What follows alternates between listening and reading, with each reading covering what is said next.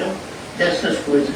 Então, como ele diz no Desvelar 120, eu deixo mais a mensagem de adiantar as tradições, como, vamos aqui, mas glória a Deus, ele prometeu nos últimos dias o que ele faria. Ele mostrou claramente sua palavra aberta diante de nós outra vez. Vem abrindo-a. Aquilo que eles não puderam ver durante todo o Novo Testamento. Não puderam ver as eras, não puderam ver os selos, não puderam ver a revelação daquilo. Eles tinham uma coisa simplesmente figurativa. E está em Apocalipse, é sombra. Mas quando vem o cumprimento, não é sombra mais, é realidade. Você vê a sombra de um cão, a hora que ele aproxima, você sabe, agora é o cão, não é a sombra. Você vê a sombra de um homem, mas a hora que você, aquilo aproxima e você vê, você sabe que homem que é. Talvez pela sombra você pode não conhecer, mas a hora que ele aparece em realidade, aí você sabe quem é esse homem. Então Jesus no Velho Testamento era uma sombra. Mas quando ele chegou no Novo Testamento, você tem que ver ele e conhecê-lo. Glória ele a Deus. É o Deus do ontem, hoje e para sempre. Amém. Aí ele operou lá atrás, no tempo de Moisés, operou no tempo de Jesus, mas ele prometeu que faria isso outra vez. Através daquelas costas sangrentas de Jesus, ele daria uma outra manifestação, que é a manifestação do Novo Testamento para os gentios. Porque certo. Quando suas costas foram rasgadas, sangrentas, aquilo foi no tempo dos judeus. E os judeus rejeitaram ele. Aí ele passou a tratar com os gentios. E os gentios aceitam ele com essas costas sangrentas. Os judeus rejeitaram ele. Os gentios aceitaram ele. Mas durante todo este 2000 anos, nós temos, os gentios não puderam ver ele claramente. Você pode ver que foi só até o ano 300, depois do ano 300, aí o Papa São Damaso tomou conta e a coisa foi para frente, outra doutrina. Já não tinha aquela doutrina de Jesus verdadeiramente. E viemos até agora, Deus levantando Lutero para poder trazer algo para nós, mais um pouco, e aí os pentecostais trazendo toda a alegria do Espírito e dons, mas quando veio o William Branham, agora vem outra vez, através de um homem, outra vez, Deus vem para poder mostrar para nós o que nós não podemos ver através dos outros homens.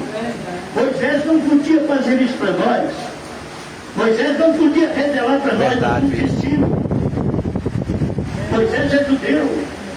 Moisés não podia fazer isso para nós.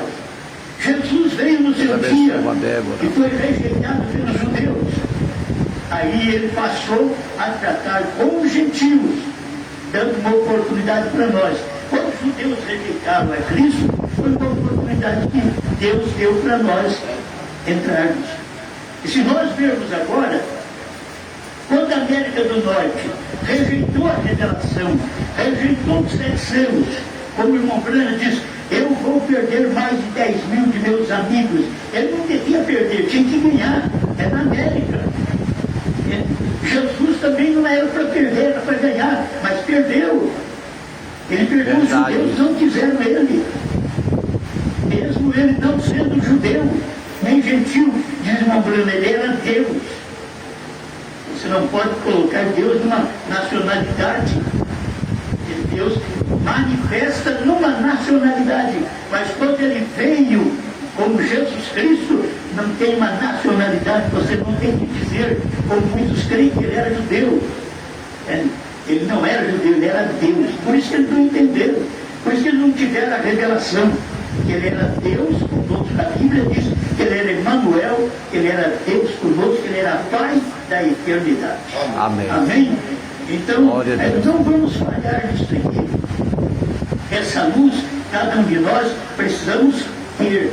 Para esse tempo final, entrar no Apocalipse, guarde bem, saber do Apocalipse, entrar, falar algo do Apocalipse. Antes do sétimo anjo, era a morte. Era a morte, ninguém sabia nada. Está escrito na Bíblia, mas nos dias da voz do sétimo anjo. Por isso, entrar atrás do Velho Testamento, que era no tempo de Jesus, entrar ali atrás era morte alguém entrar, porque lá era para o sumo sacerdote. Mas quando Jesus morreu, ele rasgou aquele véu e deu uma entrada para nós. Amém. Para podermos participar daquilo que Israel deixou para trás. Ele veio e deu essa bênção para nós. Agora ele traz outra vez no Apocalipse, que são visões de João. Nada cumpriu naquele tempo. Era apenas visões que João teve naquele período. Mas nos dias da voz do sétimo anjo, quando Deus manifestasse outra vez, Deus, você tem que ver que é assim. No tempo de Moisés, a Bíblia mostra que ele era Deus para Israel. Ele era Deus do seu irmão. Agora, no tempo dos judeus, Jesus era Deus. Eu e o Pai somos um. Agora você precisa entender que no tempo dos gentios, Brana foi Deus em carne. Aquelas costas de Apocalipse 10, de 1 a 7, é as costas de Deus.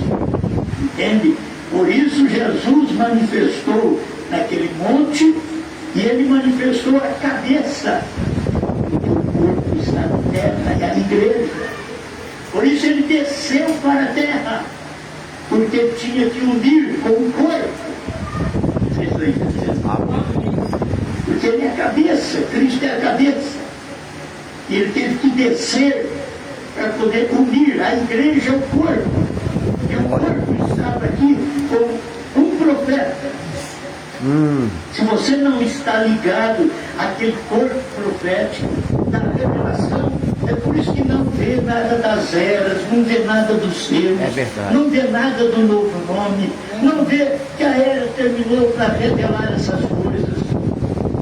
Acaba não percebendo que terminou a intercessão, porque agora a revelação que está tendo é superior, e é o mesmo Cristo, aquelas mesmas costas, lá no tempo de Moisés, aqui no tempo de Jesus, aqui no tempo de Brana.